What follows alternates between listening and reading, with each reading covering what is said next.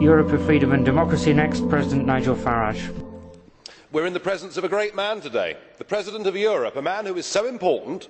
He is beyond criticism, beyond reproach. He is the king of the modern political class. He is the modern-day Zeus, and he intends to rule us from Mt Berlaymont, and woe betide anybody that questions his authority or questions his dignity, or they will face severe punishment. Indeed, in my case, the last time we met, and I had one or two things to say, the Parliament imposed the maximum possible fine, and I'm told that if I say anything that upsets you, the microphone will be cut off.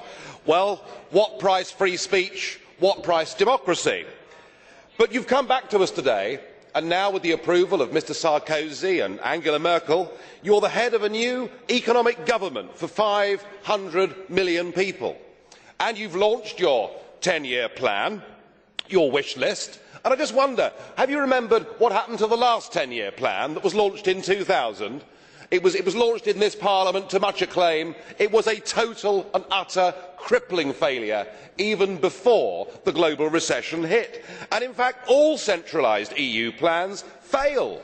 Just look at the disastrous, ruinous common fisheries policy.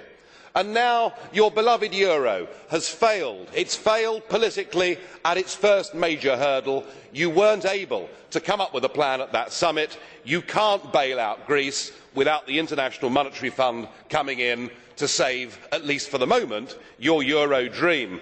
And yet, Mr Van Rompuy, your plan seems to be we're losing, we're failing, let's have more of the same. Let's have more Europe, let's have more failure. But what really matters is the loss of democracy here. You have not been elected. You are not accountable. There is no mechanism for the peoples of Europe to remove you. It was Zeus, of course, that kidnapped Europa. My fear is you are kidnapping our democracy. You are only here because that Lisbon Treaty went through without the British people being given the referendum that they were promised.